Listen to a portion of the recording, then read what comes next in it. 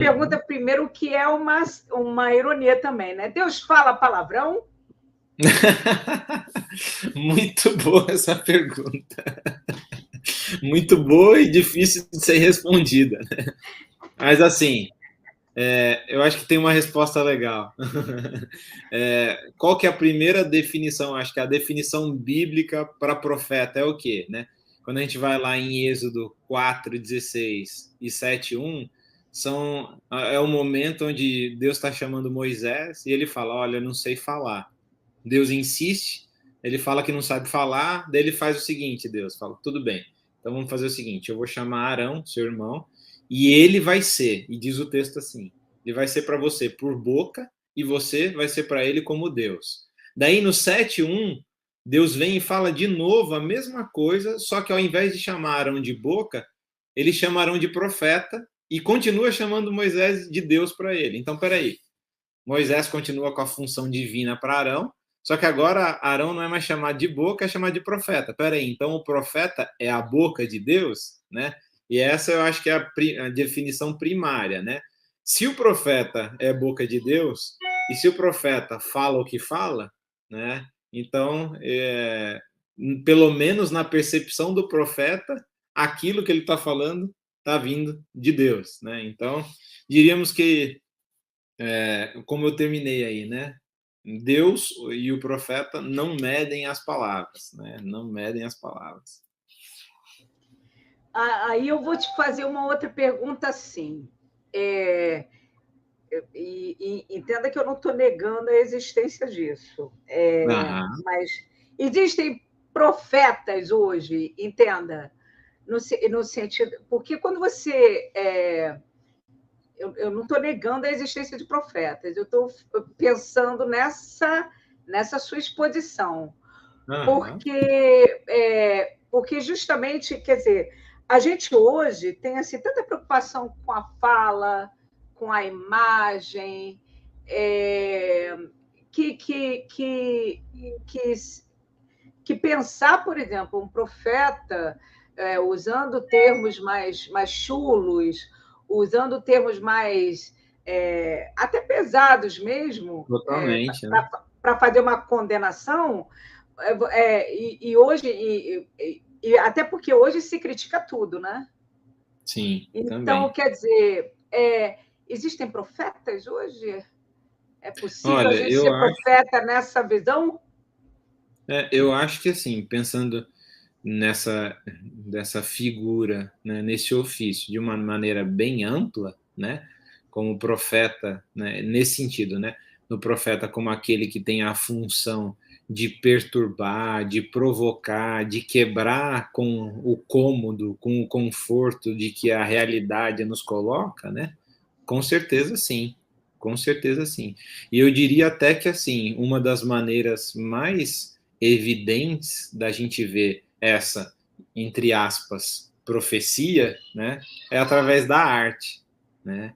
A arte, de certa forma, tem uma função profética de provocar, de perturbar, de quebrar com padrões, né? Então, eu acho que na arte a gente vai encontrar, de novo, né, entre aspas, muita profecia, né? Ou muitos profetas que vão estar perturbando, que vão estar incomodando, convidando a reflexão, né? Convidando a gente a sair do marasmo do nosso pensamento. Agora eu vou te fazer até uma pergunta que eu sei que é um pouco difícil da gente delimitar, né? Mas e também vai ser até difícil também eu expressar, mas veja só, qual a diferença exatamente de um profeta que denuncia e que não mede porque se envolve, porque luta, porque quer mostrar, e do profeta que, na verdade, ofende? Presta atenção, de uma certa forma, é ofensiva as palavras que a gente lê. É impossível que você leia o texto bíblico e você diga assim, não me ofende. Ontem eu brincava com a professora que fez a palestra de 11 horas, ela falou sobre a refeição eucarística e começou a falar. Eu pensei assim, mas que droga eu ter posto essa palestra nessa hora, porque 11 horas, quando eu entro, eu já estou morrendo de fome, porque eu acordo às 5 horas da manhã.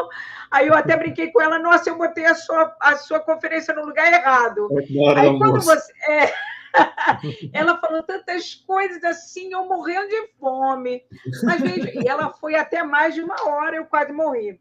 Mas aí, veja só, mas foi maravilhoso. Daniela e Luci, maravilhoso. Lá da México, não tenho, por favor. Maravilha. Mas, por exemplo, quando você apresenta essa palavra, não vem mais essas expressões, né? Porque vem aqui o excremento no Perde rosto. a fome, na verdade, né? Sim, o vômito. Todas aquelas falas que a gente não quer. Mas a gente sabe que existe um limite. É claro que isso é ofensivo, mas a gente tem visto muito, Lucas, assim, a ofensa de outra forma, que tem sido muito condenada tem sido muito condenada. O quê? Que chega e faz uma reclamação com relação a homossexuais e acaba até criando. Eu estou dando o exemplo de homossexuais e aí a gente pensa outras coisas, né? Claro, outros elementos. Porque a gente acaba vendo certas colocações que, na verdade, são ofensivas. Sim. Mas são ofensivas de um outro modo, porque, na verdade, atacam. Eu sei que isso que eu estou falando é assim meio difícil, mas eu acho que é totalmente pertinente para a gente até entender, porque quando a gente fala assim, a linguagem grotesca é própria do profeta, aí alguém vai dizer assim, então como a gente viu, vou chegar e vou dizer que não dá, que não presta. Chamar o mal pelo nome. E aí criar outras ações. Então, é nesse sentido que eu estou colocando, não estou te colocando assim em saia justa, mas eu também sei que você tem competência para analisar essa situação. Vamos lá, e aí, qual a diferença dessa ofensa? Eu acho que existem várias camadas aí de resposta a essa pergunta, né? Primeira delas, eu acho que envolve, obviamente, o contexto, né, do profeta, né, ou o contexto de Israel. Naquele livro que eu cito no início, né, da Sátira e os Profetas Hebreus, do Thomas J.M. Eliot, ele fala uma coisa bem interessante, que ele fala que Israel e os povos ao redor estão imersos numa realidade que ele chama de uma sociedade, não achei uma tradução adequada para isso, mas fala shame-oriented, tipo uma sociedade que tem como orientação e como dinâmica de ação a vergonha. Então, envergonhar faz parte, né, da dinâmica de ação, de julgamento e etc. Trazer vergonha, fazer do outro o opróbrio e tal. O que não é uma realidade nossa, né? E eu acho que isso também causa, primariamente, muito estranhamento, né? Eu não mencionei, mas, por exemplo, né, a gente lembra lá do episódio de Elias com os profetas de Baal, aquilo é completamente incômodo, né?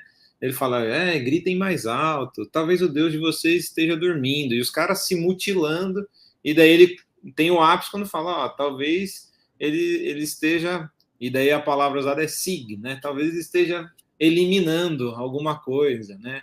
Eles fazendo sair, né? Uma possível referência a ele estar no banheiro, né? Então olha que absurdo, né? Então, eu acho que a primeira coisa é essa noção de que eles estão em outro contexto, né?